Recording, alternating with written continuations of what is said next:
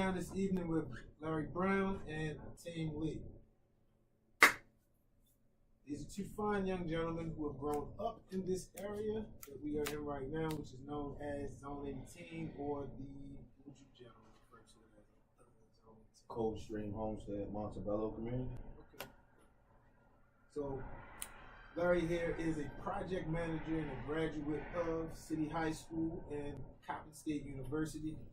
Baltimore City College. Class of 95. 93, right chair. As you see, these gentlemen are proud of their alma mater. Absolutely. Ajtiim Lee here is an entrepreneur and a graduate of City and Morgan State University. We'll talk to these gentlemen this evening about a few things that... Not a graduate, an attendee. Excuse me, attendee. I'm a graduate of Coppin State. CSU. In both fine HBCUs. We're going to talk to these gentlemen this evening about issues that kind of arise in the black community in ways that they potentially overcame them, and things that they would probably do as far as giving advice to other young men and women about making it out of the same environment and being able to do productive things and be successful members of society. So, start with Larry. What advice would you give a young man, a young woman, growing up in an impoverished situation as far as making it out? I think one of the key things I simply say is never stop chasing your dreams, no matter what type of environment or even the people that surround you. Because oftentimes we become products of our environment. You know what I mean? But being young, many of us, we had big dreams, but because of other people who failed for one reason or another, they begin to steal our dreams from us. So I just tell young brothers and sisters who grew up like we did, never stop chasing your dreams. But we got to recognize, in order to be successful and to reach your dream, you got to be able to put in hard work and dedication. What about you, Ajtiim? Right in line with what Larry said, and I choose to simplify it. One of the biggest keys is just exposure. Get exposed, get out of your comfort zone. Whenever you get out of your comfort zone, you put yourself in a situation where you can grow. Growth and exposure is huge in overcoming obstacles. It allows you to come up with other options to create solutions and resolutions. Absolutely. So, do either of you, take it back to you, right? Do you feel that different cultural issues hinder people in the black community, or do you feel like some of those things that are known as cultural issues are just fact cultural issues and they don't really do too much? No, I think it's a fact that cultural issues definitely can hinder us as blacks, and even, again, systematic racism and things of that nature. But again, I don't want to go too deep down that rabbit hole. But I think what's critical is for us as a culture to support one another. And again, Baltimore is known as the crab in the barrel city. You know what I'm saying? But instead of having that negative connotation, or when we see somebody trying to make it out, we pull them back down. We got to be that arm that's pulling people up. You know what I'm saying? So I think it's really critical. And again, Ajtiim is a great example of that. You know what I mean? Using his network, using his information, using his platform to just kind of help empower others. And I think we just need to see more of that, and we need more people to buy into it. What about you? Repeat the question for me. Question was, do you feel different cultural issues kind of hindered people in the black community, whether it be male or female, and what type of things do you feel like those hindrances are, or how do you feel like you can kind of overcome it? Absolutely.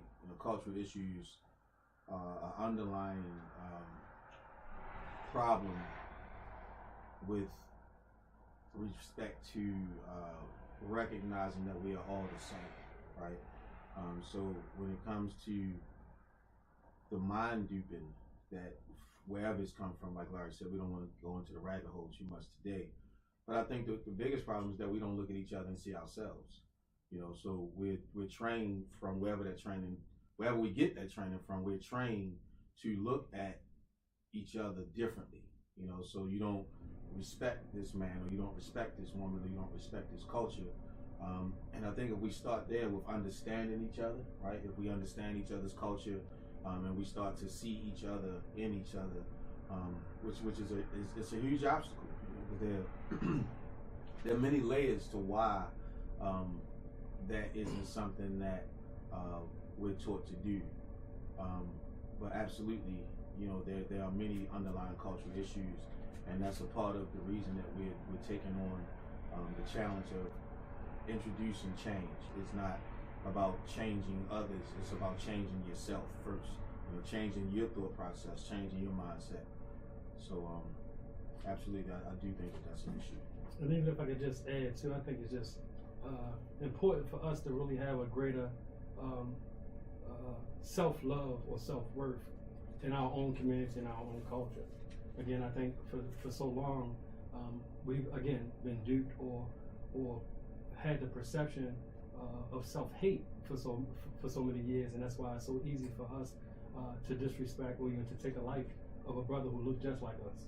But if we have more love for ourselves and our culture, I think, as our team said, we can see one another in each other and begin to support and nurture that relationship. So we gotta have love for our own culture, love for self. Do you feel that everyone has equal opportunity, that they come from an area such as Zone 18 or just in a city like Baltimore? Do you feel like they're kind of off to a negative or poor footing, if you will, from the onset? I mean, absolutely. I think growing up in poverty-stricken neighborhoods and communities, it definitely is an extra hurdle for us to get over to even get on to even playing fields. But again, as I mentioned a little earlier, just because we are in tough situations or we find ourselves in a hole doesn't mean we just need to be product of our environment or just to lay there and play dead. What would you say to the young man or young woman who is almost looking at that or using it as a crutch? What encouragement or words of encouragement would you give to them to not look at where they are as being this hindrance, or not look at it as being this complete death sentence, if you will, that they can overcome it? I simply tell them is, it's not where you start, it's where you finish. Don't give up. You know what I mean? Again, continue just to chase your dreams. Whatever you desire to be, you can be if you're willing to put the work in. So just, again, we grew up in Zone 18. We grew up in a neighborhood where many of our friends, family members were either in prison or was murdered. But again, we was not statistics. We didn't allow that same end road to be ours, because we recognize that life is so much bigger than just the hood of Zone 18. So again, I just encourage them to say, look, man, just put the work in. If you put the work in, you work hard work and dedication will yield you the results. So right now you might be in a catch-22, but again, you can work your way out of it. What about you, Ajtiim? Do you feel that everyone that grows up in environments such as Zone 18 or cities like Baltimore are off to equal footing or have equal opportunity?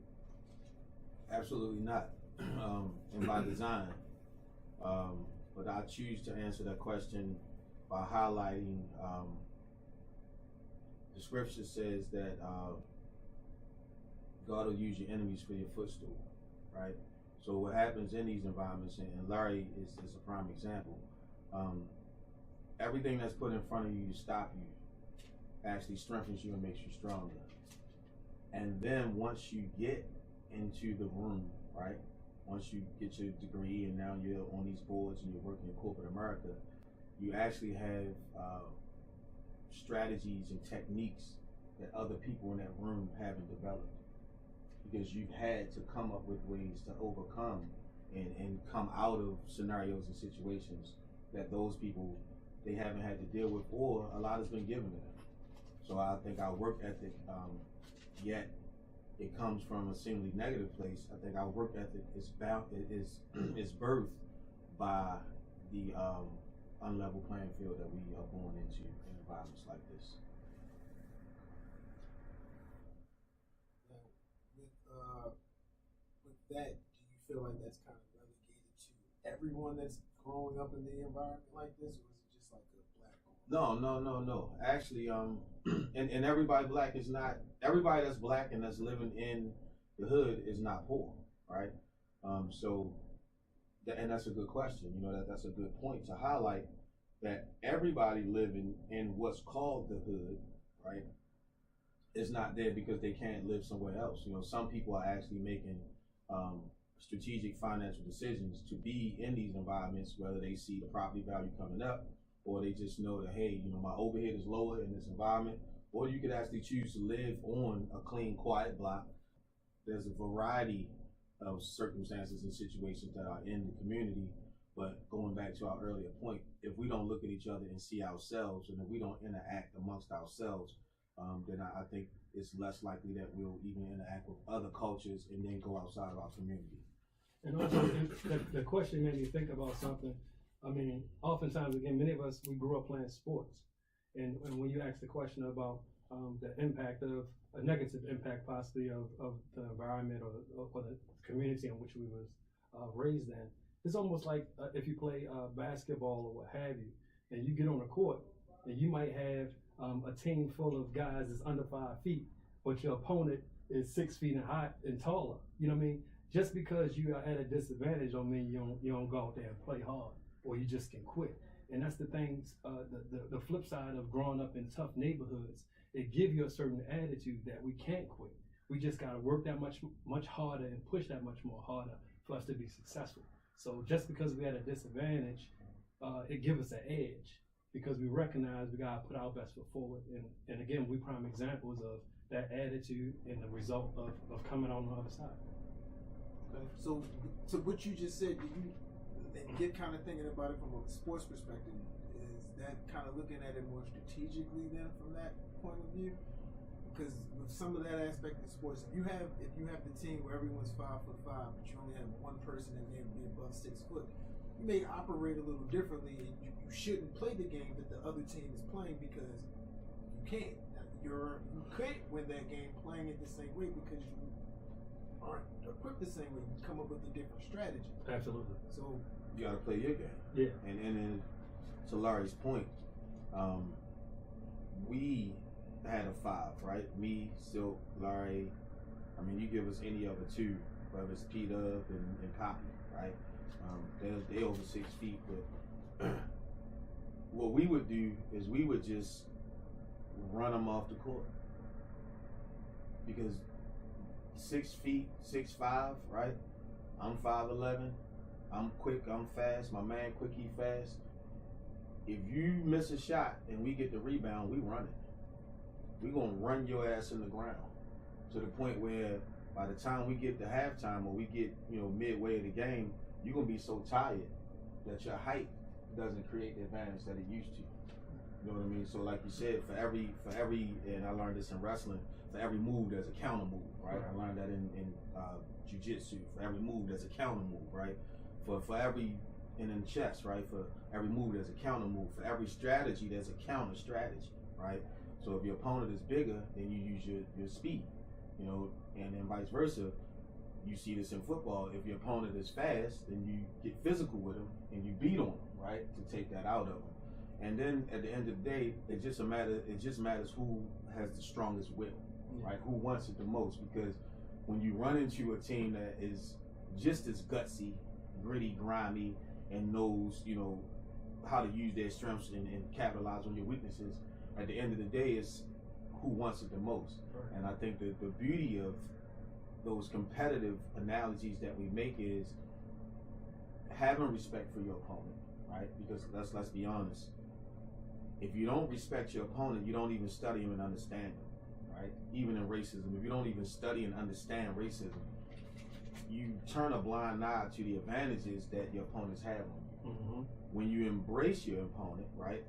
When you respect them, now you say, okay, even if we gotta go all the way down to the wire, bucket for bucket, right? It's all about positioning yourself for who gets the last shot. And that's one of the beauties of sports. When both teams come out and play their A game and they hitting on all cylinders, now it's about time of possession. Who's gonna have the ball last? who gets the chance to score last. And that's the thing that I'm looking forward to coming out of the relationships and the networks that we create here, because I think that if we understand how to counter the things that we're dealing with, and let me say, in 2021, man, we are doing a lot better as black people than most people recognize or even are told. But I think we're starting to come to that place where it's like, who's gonna get the ball last? You know what I'm saying? Right.